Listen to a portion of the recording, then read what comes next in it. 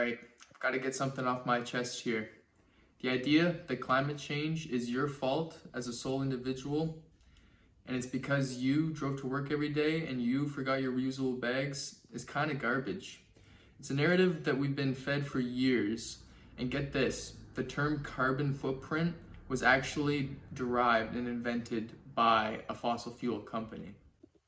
That's right, the term carbon footprint was popularized by a company called British Petroleum, and it was all part of this multi-million-dollar PR campaign that they had quite a few years ago.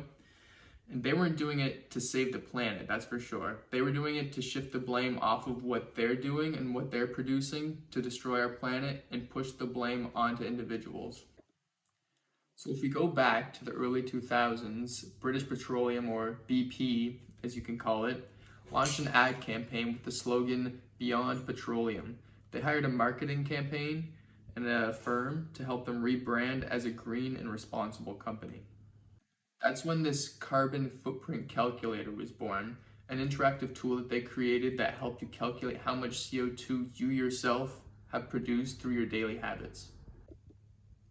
And stuff like this worked. People started worrying over unplugging the charger, turning off their lights, cutting out meat, which, don't get me wrong, is all definitely good things to do for the environment, but it doesn't even come close when you think about all these companies that are continuing to drill, continuing to lobby, and continuing to burn fuels.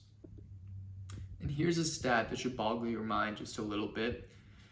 Just 100 companies are responsible for over 70% of global industrial greenhouse gas emissions since the 1980s. Alright, so let's do a little comparison now. The average American per study emits around 15 to 20 metric tons of CO2 per year. And if we look at a big company, let's say for example, ExxonMobil, they are emitting around 122 million metric tons of CO2 per year. Just in 1 year, that's how much they're emitting. And sure, individual emissions do vary as well. For example, we also need to talk about the ultra-rich, so billionaires, celebrities, influencers. These are people who live in a completely different emissions bracket than everyone else. There have been reports that Taylor Swift's jet alone, for example, has emitted over 8,000 metric tons of CO2 in 2022 alone. That's over 500 times the annual emissions of the average American. Now, I'm not saying this to say that Taylor Swift is the root of all evil or the total cause of climate change, but if we're going to talk about individual responsibility, we've got to be real about something. Wealth equals emissions. And I'll throw one more stat in there for you. Did you know that the top 1% of earners in the world combine for more global emissions than the poorest 50% of the entire world? So, all this to say, individuals do matter, but not all individuals are equal in this fight.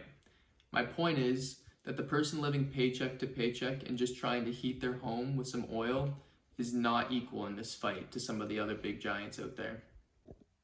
This climate crisis that we have wasn't created by a billion people making small mistakes in their everyday life. It was created actually by these 12 companies who decided to make all their billions of profit off of pumping toxic chemicals into our atmosphere and deciding not to do anything to put up with their consequences. So, what are we supposed to do about all this? Well, firstly, we're not supposed to keep on falling for this guilt trap. You are not the villain in this story.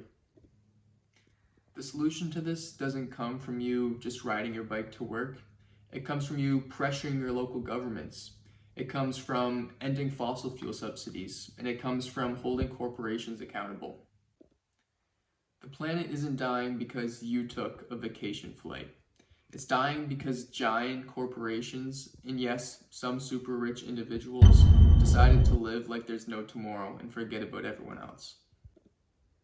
So yes, continue to be accountable for your own emissions, but more importantly, use your voice. Reclaim the narrative. And remember, the carbon footprint was never about you and always about them.